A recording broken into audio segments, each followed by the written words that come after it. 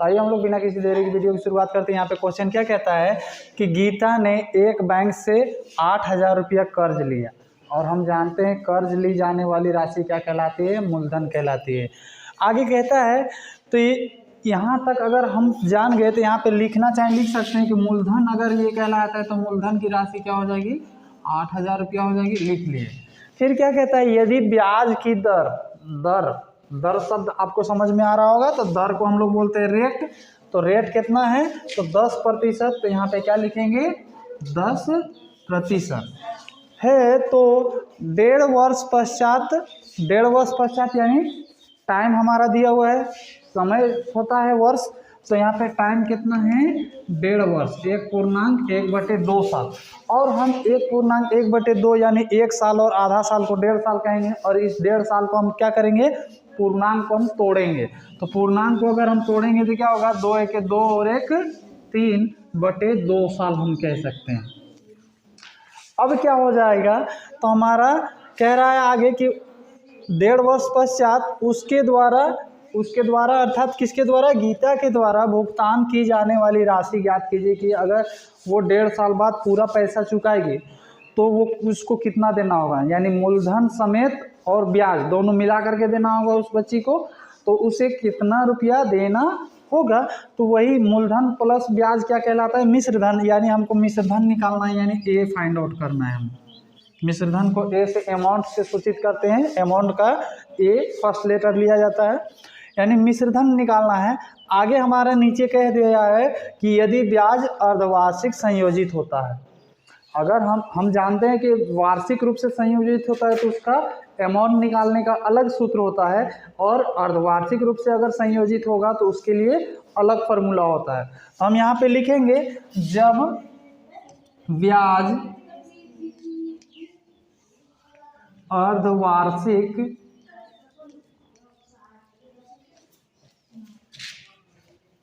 रूप से संयोजित होता हो तब हम क्या लिखेंगे, तो अर्धवार्षिक रूप से संयोजित होने पर मिश्रधन का फॉर्मूला क्या होता है, यानी अमाउंट का फॉर्मूला क्या होता है। तो थोड़ा सा डिफरेंट है वार्षिक और अर्धवार्षिक में। यहाँ पे देखिए हम बताते हैं तो P कॉमन 1 + R/100 होता है इंटू पावर n होता है। ये मेरा वार्षिक रूप से संयोजित होता है, उसके लिए फार्मूला आता था, आप पीछे भी पढ़ चुके हैं।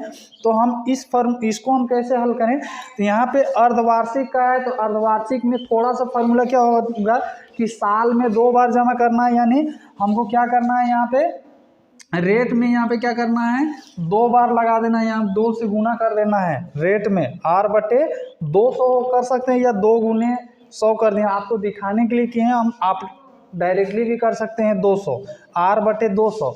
और यहाँ पे जहाँ n होता है वार्षिक में, यहाँ अर्धवार्षिक में निकालने के लिए 2n का इस्तेमाल किया जाता है, यानी यहाँ भी 2 लगता है और यहाँ भी 2 लगता है।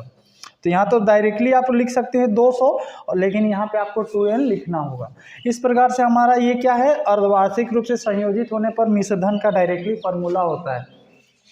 तो हम यहाँ पे फार्मूले में मान डाल लेंगे तो क्या हो जाएगा, P क्या है, मूलधन है, तो मूलधन कितना है, 8,000 है, 8,000 रख देंगे, कॉमन है, कॉमन लेंगे, 1 + R फॉर रेट होता है। रेट मीन्स क्या होता है, दर कितना है, तो 10 है, तो 10 बटे यहाँ पे हमने कहा कि डायरेक्टली आप 200 रख सकते हैं, क्योंकि गुना करेंगे तो 200 ही होगा। और फिर यहाँ पे 2 × n क्या है, समय, n किसको बतलाता है, समय को बतलाता है। आप यहाँ पे बगल में लिखना चाहें n = समय, आप हिंट के लिए लिख दे रहे हैं, तो आप क्या कहिएगा, समय के जगह पे समय डालिएगा। समय क्या है, 1.5 साल है, 1.5 साल को हमने तो पूर्णांक को तोड़ा तो क्या बचा, 3/2, तो यहाँ पे लिखेंगे 3/2। इसके बाद क्या हो जाएगा, तो यहाँ पे देखिए ये 2 से ये 2 कैंसल आउट हो जाएगा, तो हमारे पास बचा क्या, और यहाँ से 1 0 कैंसिल आउट हो गया। तो फिर क्या हो जाएगा, 8,000 और 1 + 1/20, तो घात क्या बचेगा, 3 × 3, यानी हाथ में 3 हो गया। अब इस तरीके से होने के बाद हम क्या करेंगे आगे, तो यहाँ पे ब्रैकेट के अंदर में हमें काम दिख रहा है भिन्न का जोड़, तो भिन्न का जोड़ करते जाएंगे। तो क्या हो जाएगा 8,000 का 8,000 लिख लेंगे और यहाँ पे एलसीएम करके 20 का 20 लिख लेंगे और यहाँ पे 1 का पहाड़ा कई बार पढ़ने से 20 आएगा, इसके नीचे 1 है तो 1 का पहाड़ा 20 बार, तो 20 एके 20 हो जाएगा प्लस 1 का 1 हो जाएगा, क्योंकि 20 का पहाड़ा एक बार पढ़ने से एक बार में आता है इसलिए 1 से गुना हो जाएगा, 1 तो 1 एके 1 हो जाएगा और घात पे 3 है तो 3। इसके बाद क्या हो जाएगा 8,000 का 8,000 और यहाँ पे गुने क्या हो जाएगा 21/20 से होल घात 3। अभी भी ब्रैकेट रहेगा क्योंकि ये घात दोनों के लिए काम करेगा, इसलिए ये ब्रैकेट में रख लेना है। अब घात पे 3 होने का अर्थ होता है कि इसको 3 बार स्वयं से गुना में लिख लेना है।